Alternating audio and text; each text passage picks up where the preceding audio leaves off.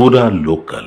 బంగ్లాదేశ్ ఇప్పుడు తాత్కాలిక అధ్యక్షుడు ఎవరైతే ఉన్నారో ఆయన మహమ్మద్ యూనస్ పైన మీ అభిప్రాయం ఏంటి? ఆయన కనిపిస్తే ఏం చేస్తారు? మొహమ్మద్ యూనస్ పై నా అభిప్రాయం ఏమిటి అంటే, మొహమ్మద్ యూనస్ వరకు చేరే సత్తా, ఆ కెపాసిటీ నాకు అయితే సహజంగా లేదు. ఒకవేళ మీ ముందు ఎందుకంటే కనిపిస్తే ఏం చేస్తారు? ఆ హోదాలో, ఆ లెవెల్లో ఉన్న మన నాయకులు ఎవరైతే ఉన్నారో వాళ్ళు ఈజీగా చేరగలరు. అతని వల్లనే మన హిందువులు అక్కడ బంగ్లాదేశ్ లో చనిపోతున్నారని అందరు అంటున్నారు. మీకు మహమ్మద్ యూనస్ కనిపిస్తే ఏం చేస్తారు అది చెప్పండి, ఒక భారతీయుడిగా.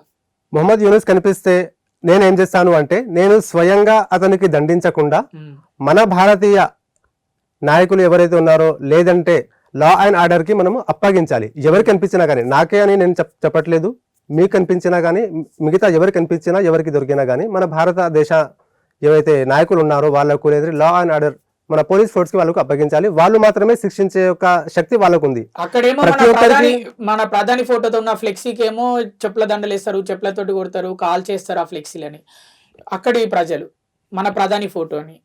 కానీ ఇక్కడ మీరు భారతదేశంలో ఉండి మీకు మహమ్మద్ యూనస్ కనిపిస్తే మీరేమో పోలీసులకు అప్పచెప్తాము, మేము లా అండ్ ఆర్డర్ ప్రకారం వెళ్తాము అని అంటున్నారు. చూడండి, ఎందుకంటే ఒక వ్యక్తిని మనము కొడుతున్నాము, చంపేస్తున్నాము అన్నా గానీ పట్టుకోపోయేది మనకే. ఎందుకంటే ఇక్కడ మన భారతదేశంలో రూల్స్ అలా ఉన్నాయి, రూల్స్ మనం పాటించాలి అంటున్నాను నేను. ఎందుకంటే ఆ వ్యక్తితో నాకు కోపం లేదు అని నేను చెప్పట్లేదు. ఆ వ్యక్తి పట్ల కోపము ఉంది. ఆ కోపాన్ని మనం ఎలా చేయించాలి అంటే, మన ప్రభుత్వానికి మనం తీసుకెళ్లి అప్పగించాలి. మీరు దీనికి కఠినంగా శిక్షించండి అని మనం చెప్పాలి. కానీ స్వతహాగా నాకు కనిపించాడు కాబట్టి నేనే అతడికి కొట్టాను, చంపాను అని అంటే మరి రూల్స్ ఎందుకోసము? గవర్నమెంట్ ఎందుకోసము?